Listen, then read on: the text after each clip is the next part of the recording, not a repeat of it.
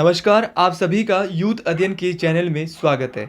एक बार फिर से मैं आपके बीच अब टेट परीक्षाओं के लिए पार्ट 13 आपके बीच लेके आ गया हूँ।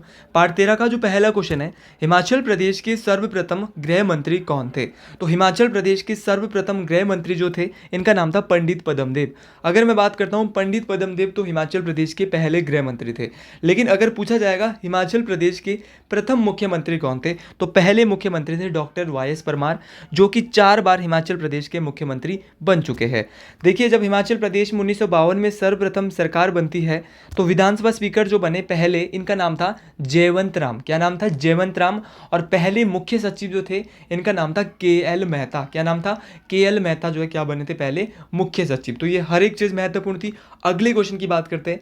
हिमाचल प्रदेश के कौन से जिले में हालदा त्यौहार मनाया जाता है? देखिए, हिमाचल प्रदेश का ऐसा कौन सा जिला होता है जहाँ पे हालदा त्यौहार मनाया जाता है? तो हालदा त्यौहार लाहौल स्पीति में मनाया जाता है। देखिए, लाहौल स्पीति में एक वैली है जिसका नाम है चंद्राभागा वैली।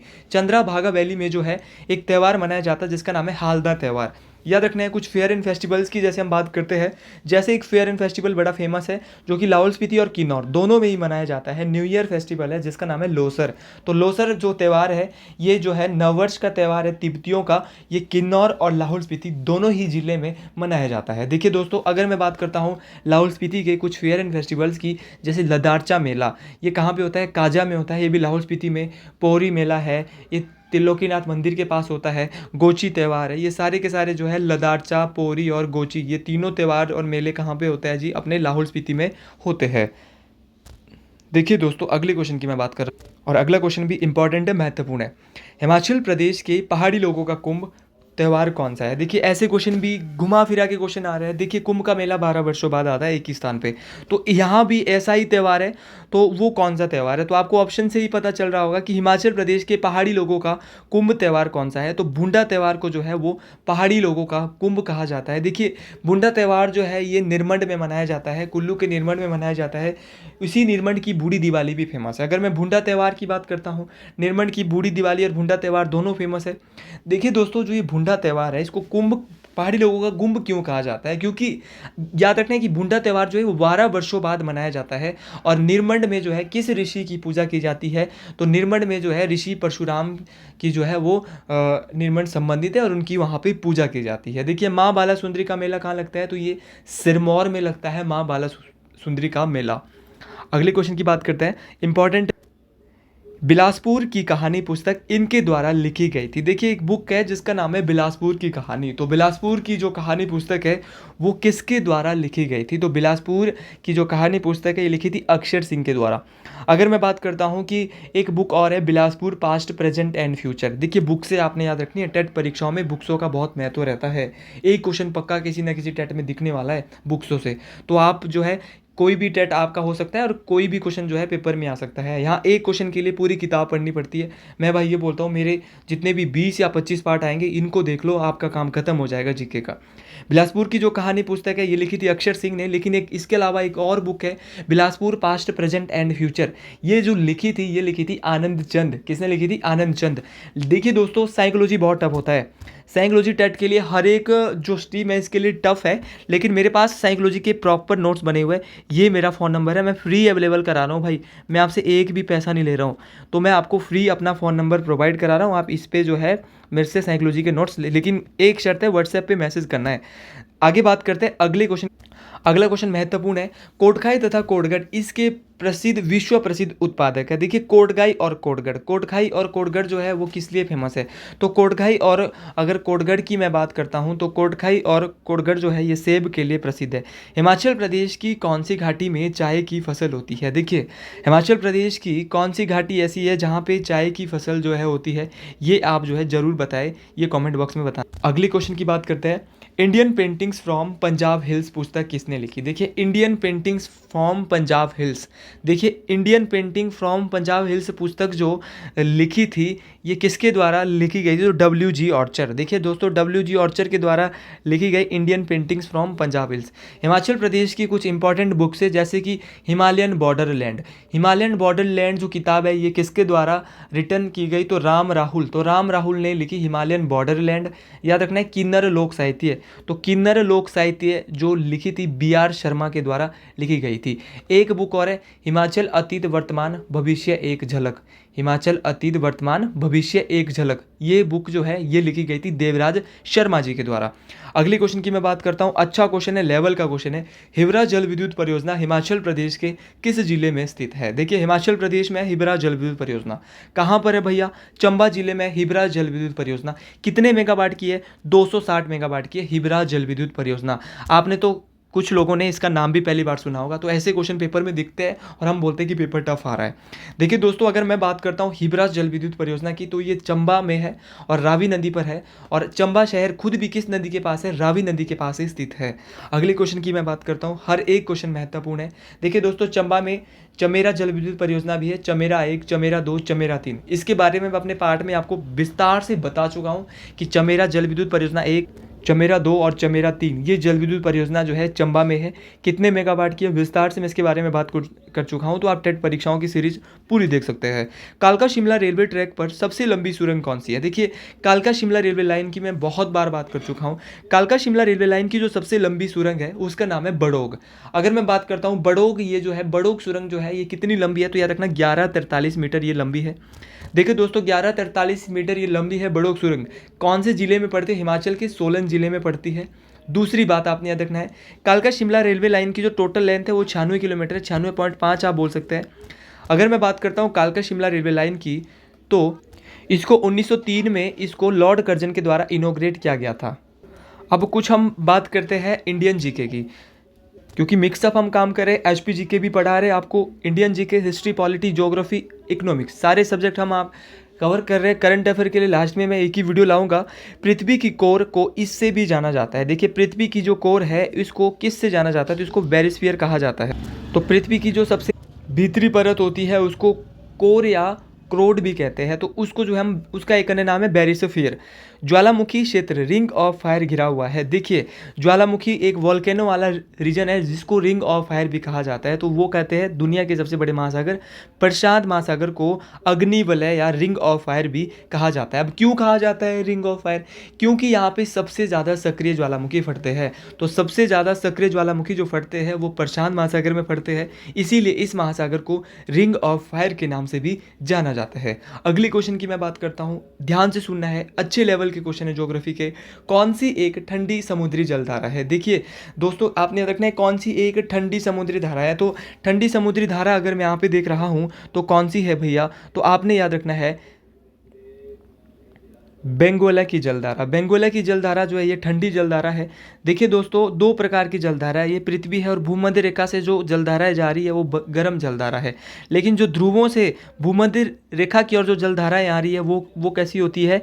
ठंडी होती है। और भूमध्य रेखा से जो आ रही है वो कैसी होती है? गर्म होती है। तो देखिए दोस्तों, वेंगुएला की तो ठंडी है, ये यहाँ पे आंसर भी यही था।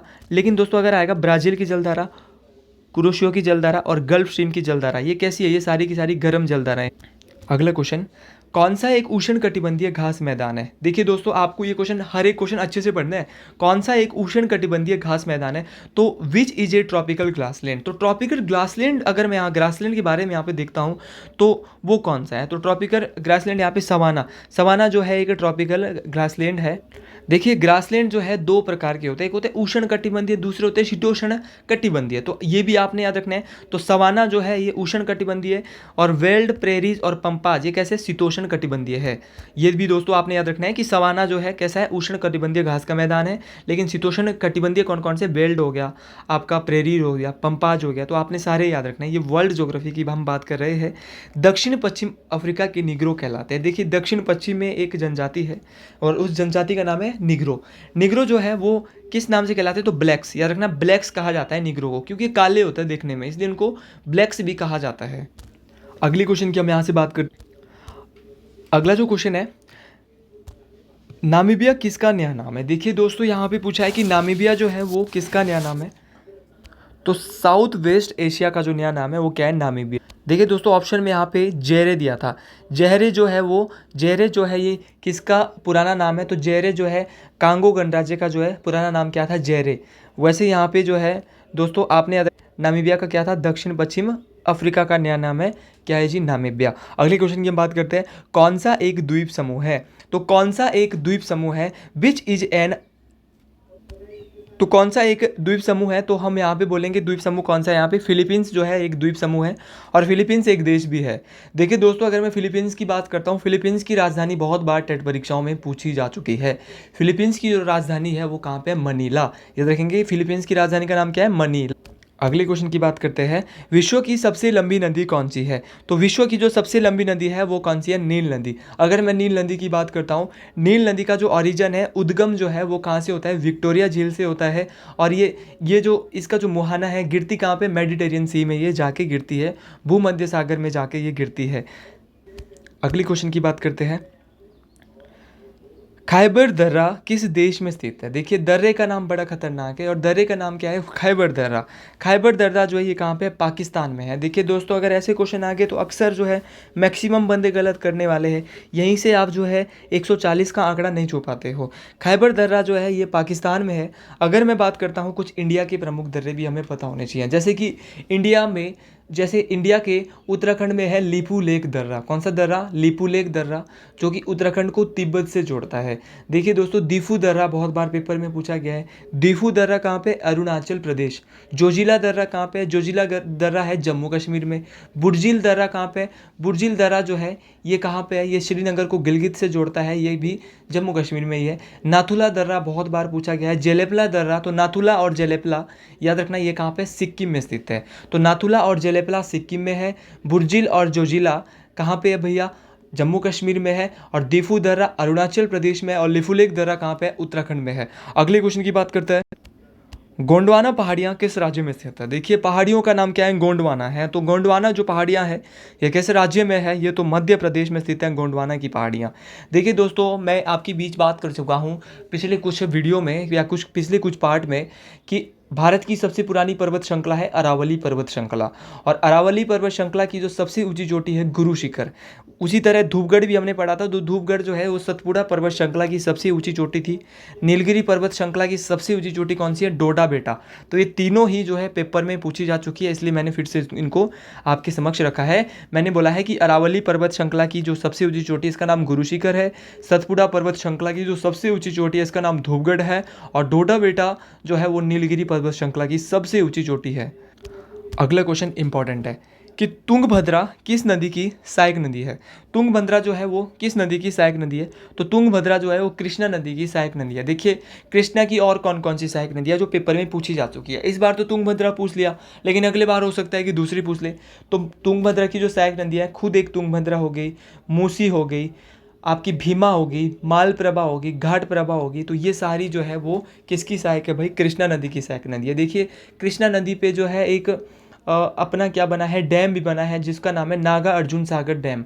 याद रखना है नागा अर्जुन सागर डैम कृष्णा नदी में बनाया गया है और किस राज्य में है, तेलंगाना में है नागा अर्जुन सागर डैम। अब हम कुछ ज्योग्राफी की बात करते हैं। सबसे बड़ा ग्रह कौन सा है। देखिए दोस्तों सोलर सिस्टम मैंने बार बार बोलता हूँ कि टेट परीक्षाओं के लिए बहुत महत्वपूर्ण है। देखिए दोस्तों सबसे बड़ा ग्रह जो है वो कौन सा है, तो सबसे बड़ा जो ग्रह है इसका नाम है बृहस्पति, जुपिटर। जुपिटर जो है सोलर सिस्टम का सबसे बड़ा ग्रह है। टोटल ग्रह की संख्या 8 है। सबसे बड़ा कौन सा है, बृहस्पति। और सबसे छोटा कौन सा है, मरकरी या बुध। बुध जो है वो सबसे छोटा ग्रह है। और बुध ऐसा ग्रह है जो पृथ्वी का जो एक राउंड, एक चक्कर जो है वो 88 दिनों में सबसे कम दिनों में सभी ग्रहों में लगाता है। देखिए दोस्तों अगर मैं बात करता हूँ पृथ्वी के सबसे निकट कौन सा ग्रह है, तो पृथ्वी के जो सबसे निकट जो ग्रह है वो कौन सा है, शुक्र। शुक्र जो है वो पृथ्वी के सबसे निकट है। और अगर मैं शुक्र की बात करता हूँ तो इसको morning star and evening star भी कहा जाता है। देखिए दोस्तों हॉटेस्ट ग्रह, सबसे गर्म और सबसे चमकीला ग्रह भी कौन सा है, तो वो भी वीनस ही है, शुक्र ही है।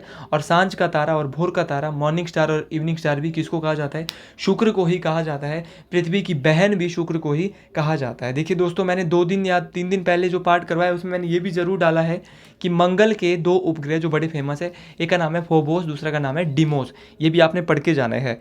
अगला क्वेश्चन, उत्तरी गोलार्ध में सबसे बड़ा दिन कब होता है? मैं आपको एक चीज़ यहाँ से समझा रहा हूँ, ये हमारी पृथ्वी है और पृथ्वी पे दो ऐसी लाइन्स है, 23.5 डिग्री दक्षिण में और 23.5 डिग्री नॉर्थ में और 23.5 डिग्री साउथ में। तो दोस्तों 23.5 डिग्री में ये लाइन से ऊपर भी है और नीचे भी है। तो 23.5 डिग्री जो 0 डिग्री से ऊपर भूमध्य रेखा के ऊपर नॉर्थ में जो एरिया है इसको बोलेंगे उत्तरी गोलार्ध, और जो नीचे जो एरिया है इसको बोलेंगे दक्षिणी गोलार्ध। तो आप बिल्कुल समझ गए होंगे। तो आपने याद रखना है, तो सूर्य जो है नीचे ऊपर ज़्यादा रहता है, तो यह याद रखना है उत्तरी गोलार्ध में जो सबसे बड़ा दिन होता है वो होता है कब? 21 जून। और उत्तरी गोलार्ध में सबसे बड़ा दिन होता है 21 जून और दक्षिण गोलार्ध में सबसे बड़ा दिन होता है 22 दिसंबर। ये दोनों ही बातें आपने याद रखनी है।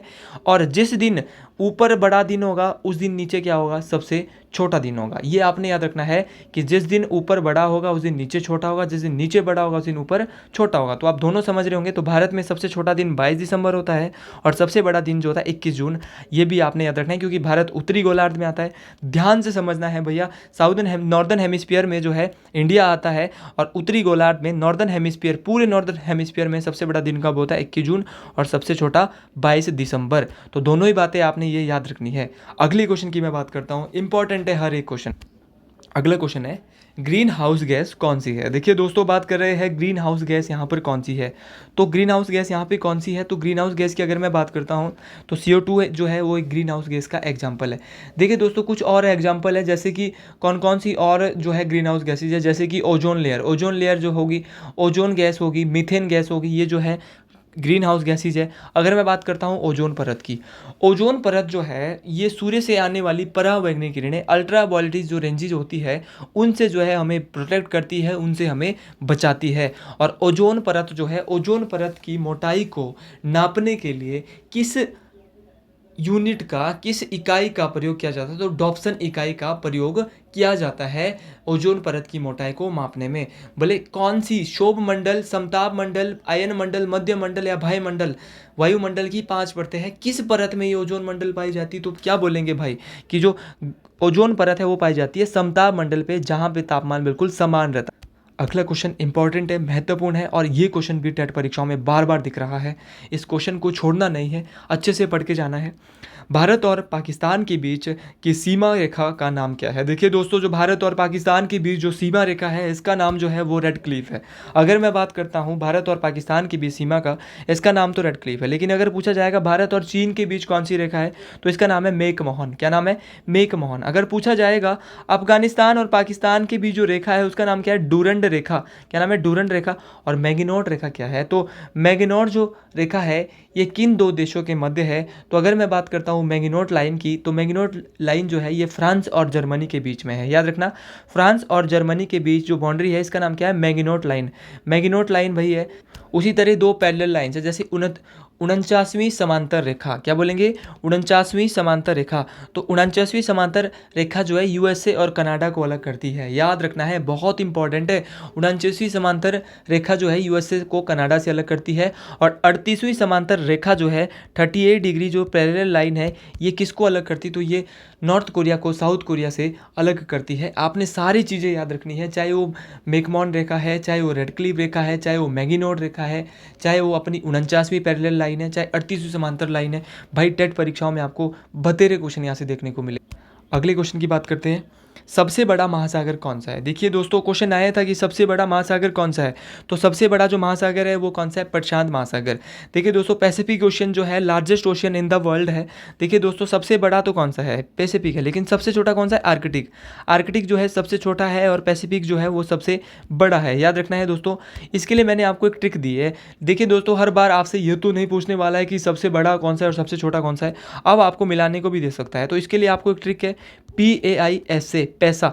P से बोलेंगे पैसिफिक, A से बोलेंगे अटलांटिक, I से बोलेंगे इंडियन हिंद महासागर, S से बोलेंगे साउथर्न अंटार्कटिक और A से बोलेंगे आर्कटिक। तो सबसे छोटा और सबसे बड़ा भी पैसा में आ गया। दूसरे नंबर का सबसे बड़ा अटलांटिक है, तीसरे नंबर का हिंद महासागर है और चौथे नंबर का साउथर्न ओशियन है। तो अटलांटिक दूसरे नंबर का है और अंटार्कटिक कौन से नंबर का है? चौथे। तो ये थे कुछ महासागरों से related question. Narora nuclear power station किस राज्य में स्थित है? नरोरा न्यूक्लियर पावर स्टेशन जो है वो किस राज्य में स्थित है? तो नरोरा न्यूक्लियर पावर स्टेशन जो है ये उत्तर प्रदेश में स्थित है। अगर मैं बात करता हूँ तारापुर न्यूक्लियर पावर स्टेशन भी पेपर में एक बार पूछा गया है। तो तारापुर न्यूक्लियर पावर स्टेशन जो है ये कहाँ पे है? ये महाराष्ट्र में स्थित है। अगले क्वेश्चन की बात करते हैं। हर एक क्वेश्चन जो है महत्वपूर्ण। अगला क्वेश्चन है, इरुला किस राज्य की राजधानी है? इरुला जो है ये किस राज्य की राजधानी है? तो इरुला जो है, अगर मैं इरुला की बात करता हूँ तो इरुला जो है ये कहाँ की राजधानी है, किस राज्य की है? तो इरुला की अगर मैं बात करता हूँ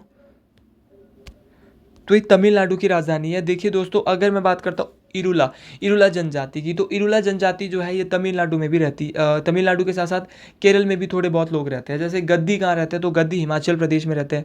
एक जनजाति और है जिसका नाम है अंगमाने। अंगमाने जनजाति कहाँ पे? नागालैंड में है। मुंडा तो आपने सुना होगा, इंडिया के मोस्ट फेमस ट्राइब्स है कौन? मुंडा। मुंडा ट्राइब। मुंडा ट्राइब जो है कहाँ से बिलोंग करते हैं? तो मुंडा जनजाति जो है ये कहाँ से है? मुंडा आदिवासी जनजाति जो है ये कहाँ से? झारखंड से है। देखिए दोस्तों, जयंतिया जयंतिया जनजाति कहाँ से है? तो जयंतिया जनजाति मेघालय से है। और मीणा जनजाति बड़ी फेमस है, मीणा मीणा आपने सुना होगा। तो मीणा जनजाति कहाँ से? राजस्थान से है। अगले क्वेश्चन की मैं बात करता हूँ, भारत के उपराष्ट्रपति बनने के लिए न्यूनतम आयु कितनी होनी चाहिए? तो अगर आप भारत की वाइस प्रेसिडेंट बनना चाहते हो तो आपकी न्यूनतम आयु कितनी होनी चाहिए? 35 साल होनी चाहिए। देखिए दोस्तों, वर्तमान में भारत के उपराष्ट्रपति कौन है ये आप कमेंट बॉक्स में सभी बताएंगे जिन्होंने अभी तक इतने वीडियो देखी है।